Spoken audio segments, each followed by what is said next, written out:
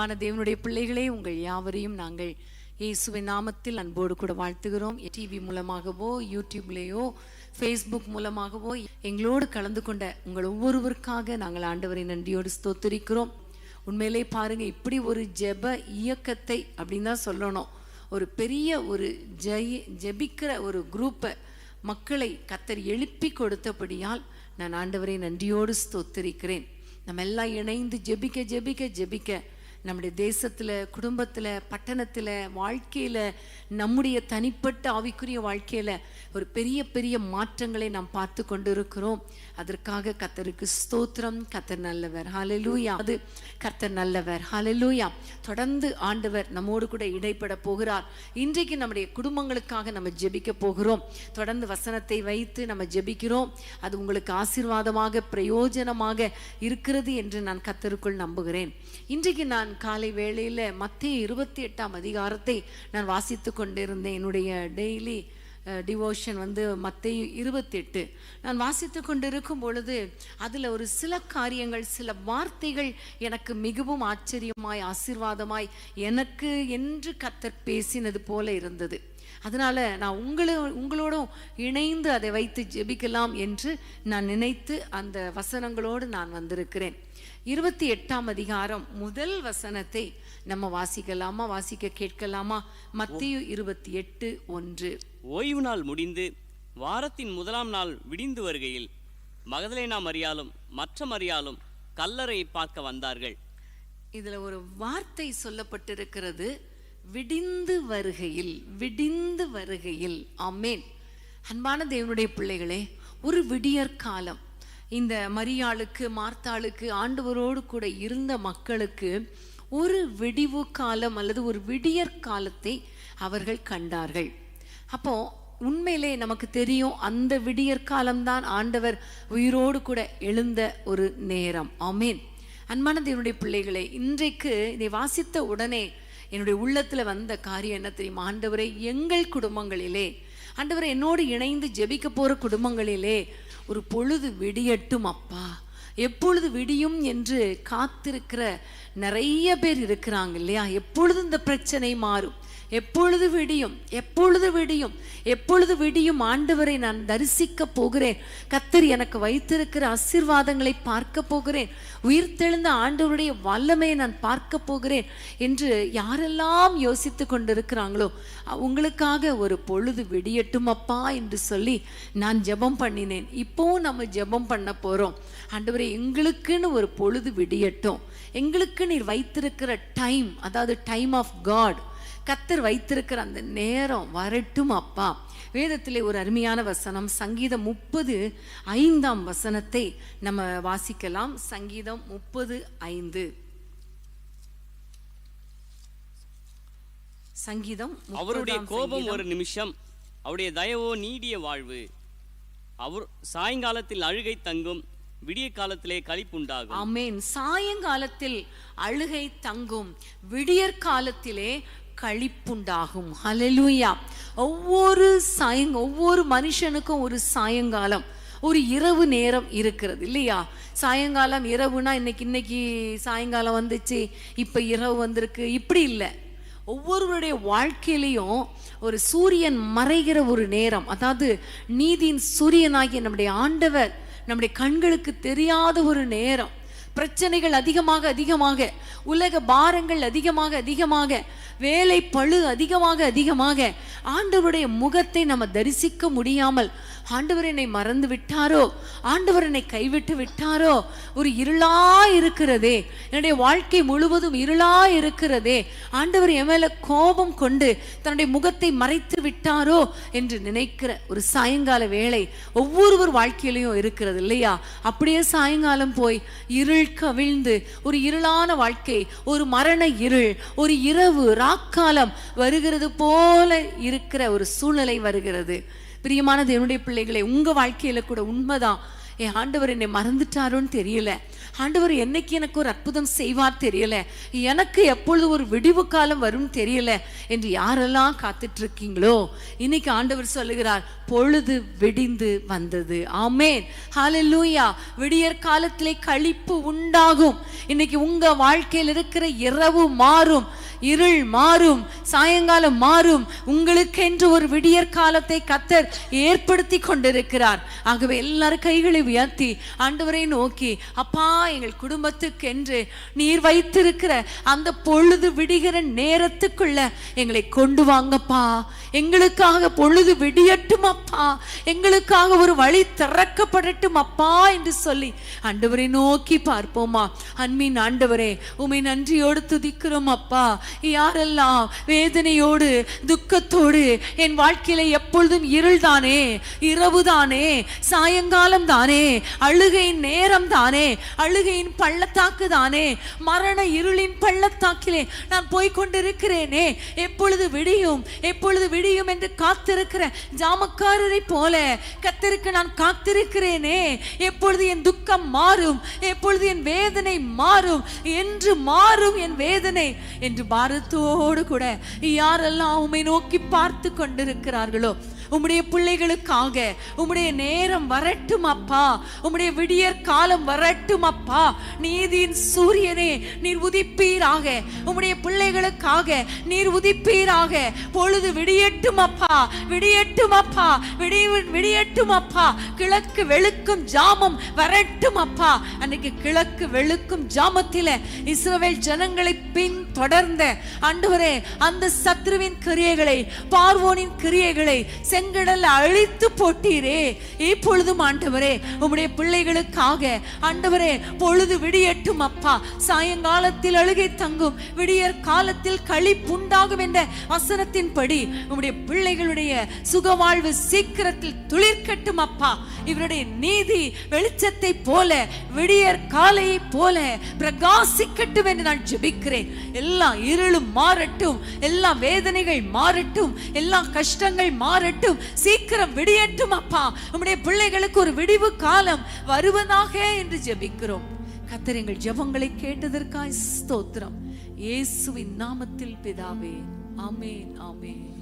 என்னோடவர் நடந்திடும் போதினிலே அங்கே இருள் சூழ்ந்திடும் பாதையிலே, என்னோடவர் நடந்திடும் போதினிலே அங்கே இருள் சூழ்ந்திடும் பாதையிலே, எங்கும் மொழி ஆஹா, எங்கும் மொழி ஆஹா, எங்கெங்கும் மொழி அல்லவோ, எங்கும் மொழி ஆஹா, எங்கும் மொழி ஆஹா, எங்கெங்கும் மொழி அல்லவோ. மெய்ப்பராய் இயேசு இருக்கின்ற போது வாழ்விலே குறைகள் என்பது ஏது? மெய்ப்பராய் இயேசு இருக்கின்ற போது வாழ்விலே குறைகள் என்பது ஹல்லேலூயா, ஹல்லேலூயா. அவரே நமக்கு வெளிச்சம். கர்த்தரே உங்களுக்கு நித்திய வெளிச்சமாயிருப்பார். உங்கள் துக்க நாட்கள் முடிந்து போகும் என்று சொல்லப்பட்டபடி கர்த்தர் வந்தால் இருள் மாறி போய்விடும். ஆமென், ஹல்லேலூயா. 2வது வசனத்தை நம்ம வாசிப்போமா? 28ஆம் அதிகாரம் 2ஆம் வசனம். அப்பொழுது பூமி மிகவும் அதிரும்படி கர்த்தருடைய தூதன் வானத்திலிருந்து இறங்கி வந்து வாசலில் இருந்த கல்லை புரட்டி தள்ளி அதன் மேல் உட்கார்ந்தான். ஆமென். தூதன் வானத்திலிருந்து இறங்கி வந்து வாசலில் இருந்த கல்லை புரட்டி தள்ளி. ஆமென். இந்த வார்த்தையை கவனித்து பாருங்களேன். தூதன் இறங்கி வந்தான், கல்லை புரட்டி தள்ளினான். ஹல்லேலூயா. கர்த்தருடைய தூதன் வானத்திலிருந்து இறங்கி வந்தான், வாசலில் இருந்த அந்த தடையாயிருந்த கல்லை புரட்டி தள்ளினான். ஆமென். இன்னைக்கு அன்பான தேவனுடைய பிள்ளைகளே, உங்களுக்காக ஆண்டவர் ஒரு தூதனை அனுப்ப போகிறார். உங்க வாழ்க்கையில ஆசீர்வாதத்துக்கு தடையாக வாசல் அடைக்கப்பட்டு இருக்கிறதா?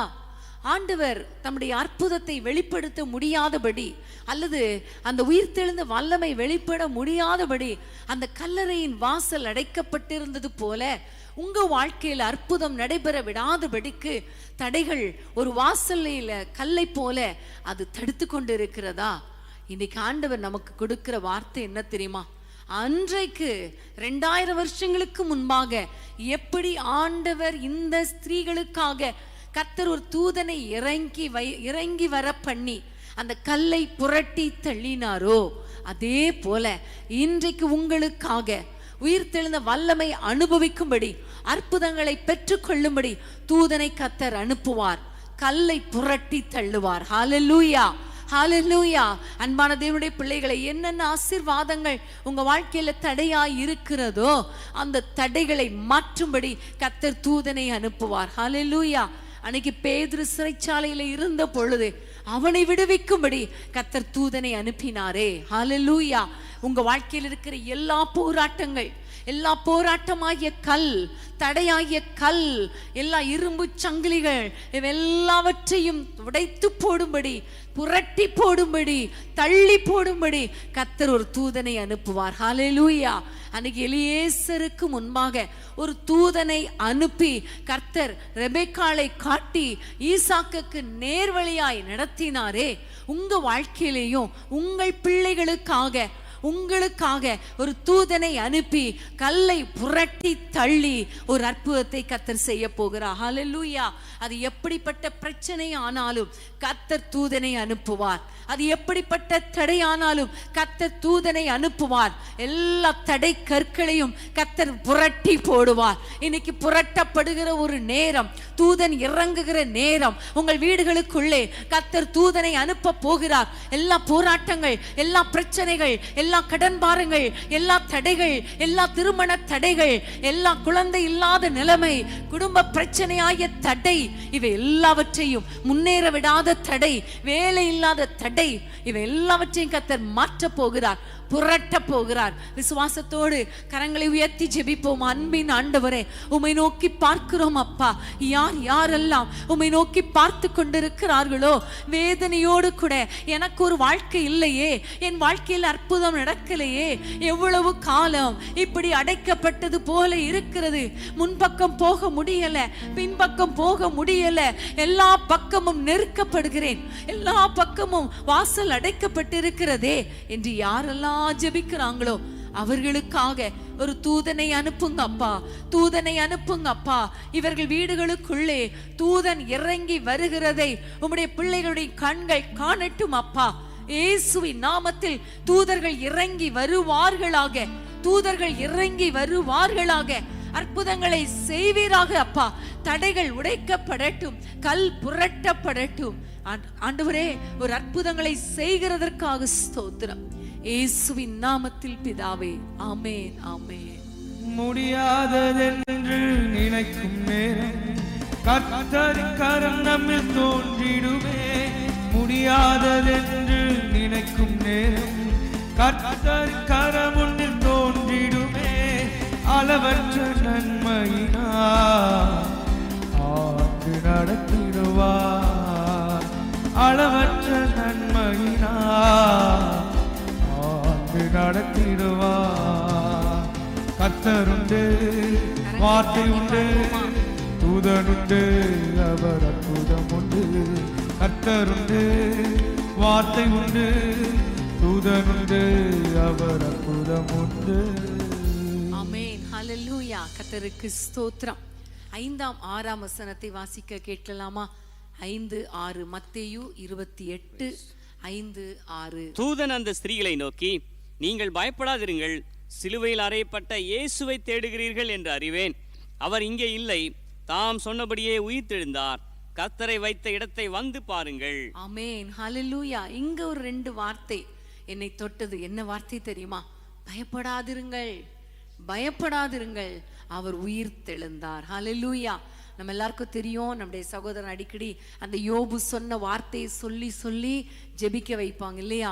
நிறைய பேர் எங்களுக்கு ஃபோன் பண்ணும்போது சொல்லுவாங்க, ரொம்ப பிரச்சனை வேதனை இருக்கும், அந்த நேரத்தில் கைகளை உயர்த்தி என் மீட்பர் உயிரோடு இருக்கிறார் என்று சொன்னாலே எங்களுக்குள்ளே ஒரு தைரியம் வந்துவிடும், பயம் மாறிவிடும் என்று என்னிடத்தில் சொல்லி இருக்கிறார்கள். ஆம் பிரியமானவர்களே, இன்றைக்கு ஆண்டவர் உங்களை பார்த்து சொல்லுகிற வார்த்தை, உங்களுக்கு சொல்லுகிற வார்த்தை, அன்றைக்கு அந்த பெண்களுக்கு சொன்னார், அவருடைய சீஷர்களுக்கு சொன்னார், பயப்படாதிருங்கள், அவர் உயிர் தெழுந்தார். இன்னைக்கு பயப்படுத்துகிற சூழ்நிலை நிறைய இருக்குல்ல, நிறைய சூழ்நிலைகள்.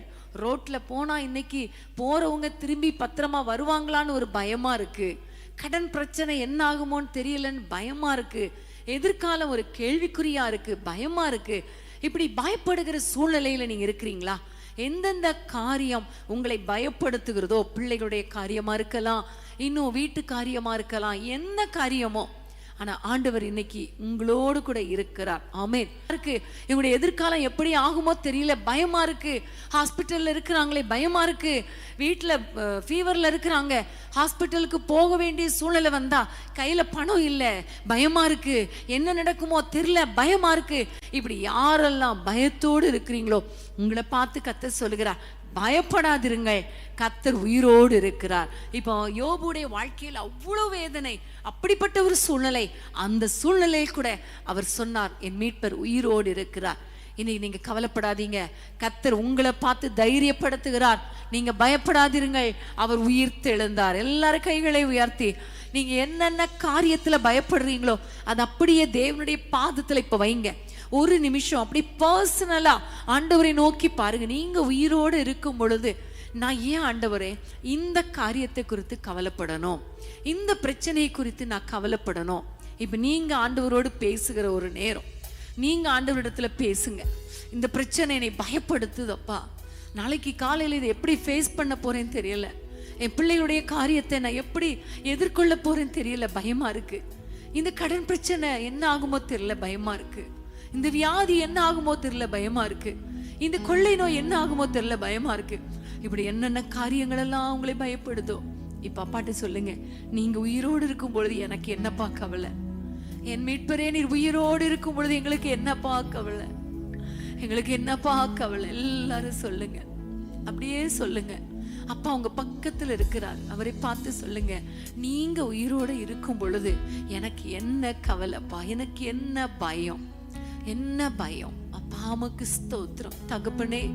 யாரெல்லாம் அப்படி மென்மையாக உம்மை நோக்கி பார்த்து ஒருவேளை அவருடைய கண்கள்ல கண்ணீர் வடிந்து கொண்டிருக்கலாம், இருதயத்துல பாரத்தோடு கூட இருதயம் அப்படியே அழுத்தி கொண்டிருக்கலாம், எந்த சூழ்நிலையில ஒருவேளை படுக்கையிலிருந்து பார்த்து கொண்டிருக்கலாம், உம்மை நோக்கி யாரெல்லாம் இது பயமா இருக்கப்பா, இந்த சூழ்நிலை பயமா இருக்கப்பா, இந்த சூழ்நிலை பயமா இருக்கப்பான்னு சொல்றாங்களோ அவங்கள பார்த்து தைரியப்படுத்துங்கப்பா, அவங்க கரத்தை தொடுங்கப்பா, அவங்க தலையை தடவி கொடுங்கப்பா, அவர்களை அணைத்து கொள்ளுங்கப்பா, பயப்படாதே நான் இருக்கிறேன்னு சொல்லுங்கப்பா, நான் உயிரோடு இருக்கிறேன்னு சொல்லுங்கப்பா, நான் உயிரோடு இருக்கிறேன்னு சொல்லுங்கப்பா.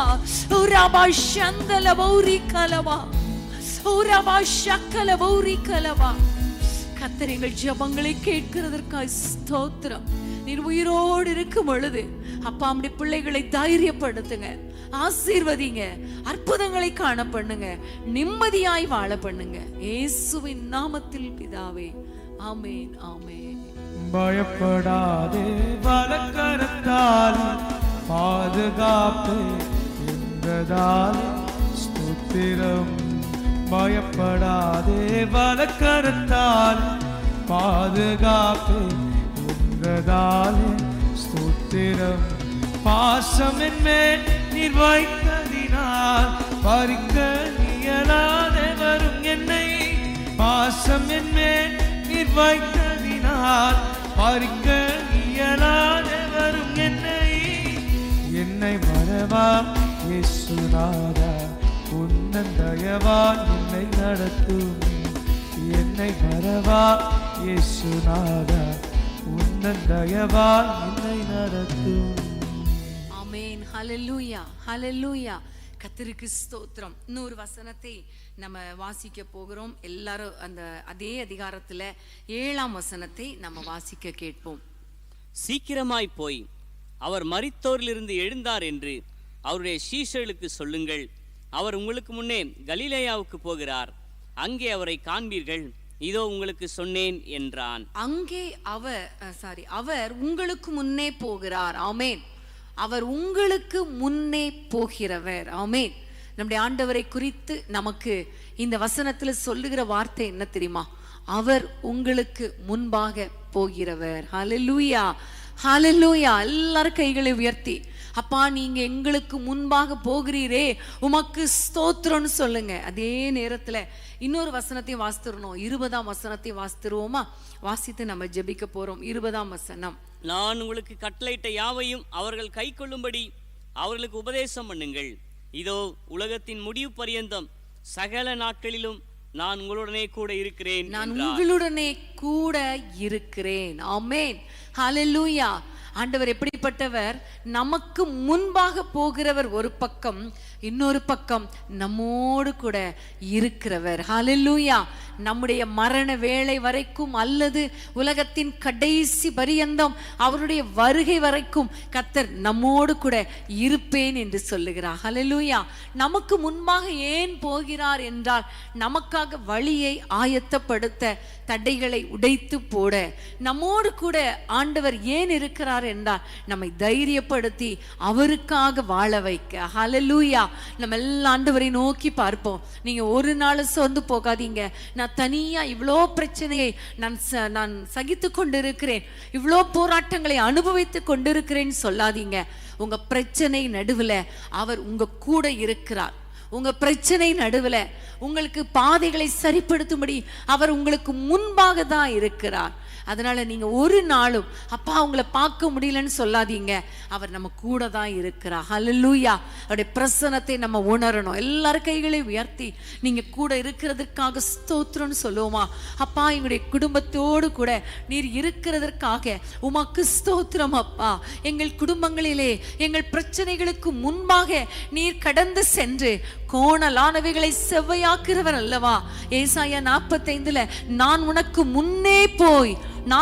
முன்னே போய் கோணலானவைகளை செவ்வையாக்குவேன் என்று சொன்னீரே, கதவுகளை உடைப்பேன் சொன்னீரே.